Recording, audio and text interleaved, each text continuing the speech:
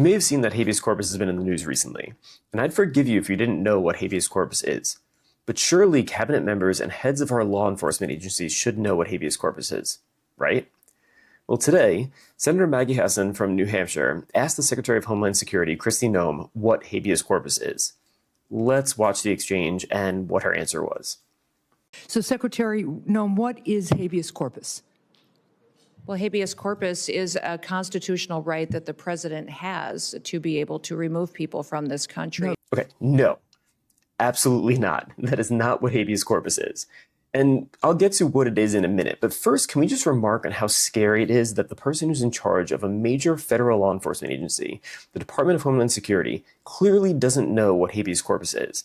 And what's worse is Kristi Noem isn't some random Fox News pundit that Trump picked for his role.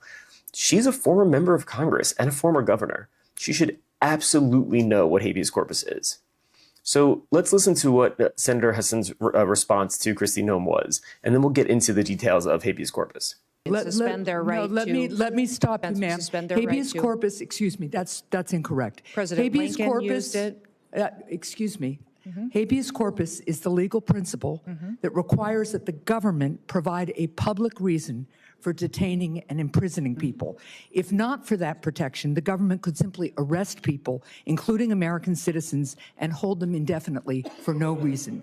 Habeas corpus is the foundational right that separates free societies like America from police states like North Korea. So why is habeas corpus in the news so much recently? Well, it's because Trump and his advisor, Stephen Miller, have been floating the idea of suspending habeas corpus so they can arrest, detain, and deport anyone that they wish without the courts getting involved. Let's listen to Miller and Trump talk about it. Well, the Constitution is clear, and that, of course, is the supreme law of the land, that the privilege of the writ of habeas corpus can be suspended in a time of invasion. So I would say that's an option we're actively looking at. Look, a lot of it depends on whether the courts do the right thing or not. There are ways to mitigate it, and there's some very strong ways. There's one way that's been used by three very highly respected presidents, but we hope we don't have to go that route. But there is one way that has been used very successfully by three presidents, all highly respected, and hopefully we don't have to go that way. But there are ways of mitigating that. So where does this right of habeas corpus come from? Well, it's enshrined in our Constitution. Article 1, Section 9, Clause 2 in the Constitution states, the privilege of the writ of habeas corpus shall not be suspended unless when in cases of rebellion or invasion, the public safety may require it.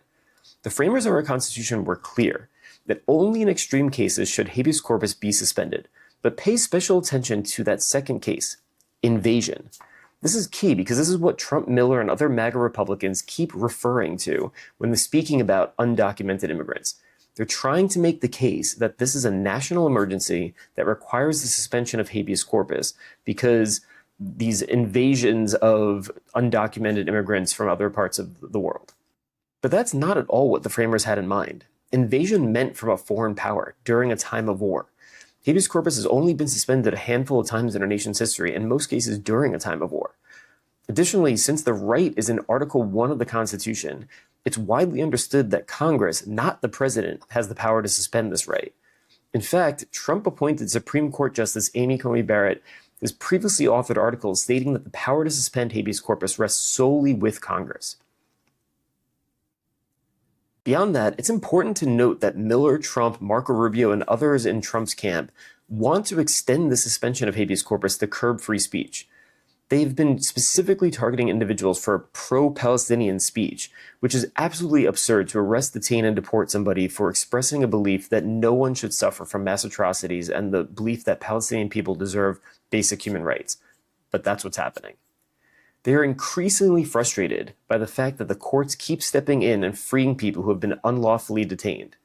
What's critical to understand is that protections like habeas corpus and due process exist for everyone because it's impossible to suspend them for just some people.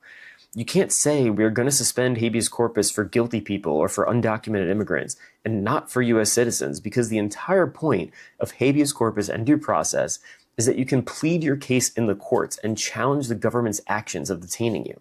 Without that right, the government would be able to arbitrarily arrest, detain, disappear, and deport anyone.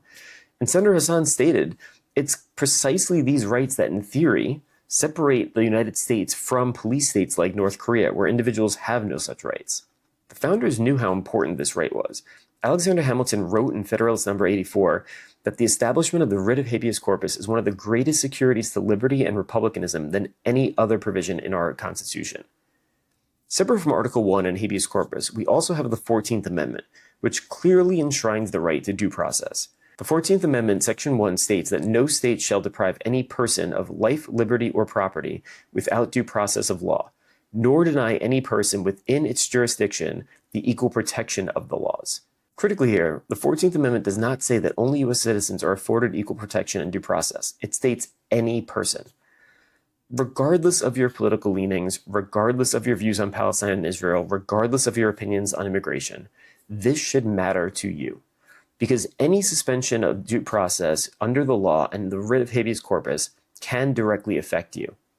Might not be today, it might not be tomorrow, but once we erode these rights, we erode them for everyone. It makes it easier for this president and future presidents to violate those rights. If a president can declare a national emergency for anything they feel like, and they don't need congressional approval to suspend your constitutionally protected rights, then we live in a police state. Today, it's Trump wanting to arrest anyone who speaks out on Palestine. Tomorrow, it could be a president who wants to arrest anyone who identifies as MAGA. A future president could use this power to arrest anyone in the opposition party who spoke out against them, the literal definition of political prisoners. Or a president could just decide no more gun violence and suspend your Second Amendment rights and take everyone's guns away. This is scary stuff, and people need to be paying attention to what's happening right now, or soon this country and the rights and values that we hold dear might not exist anymore.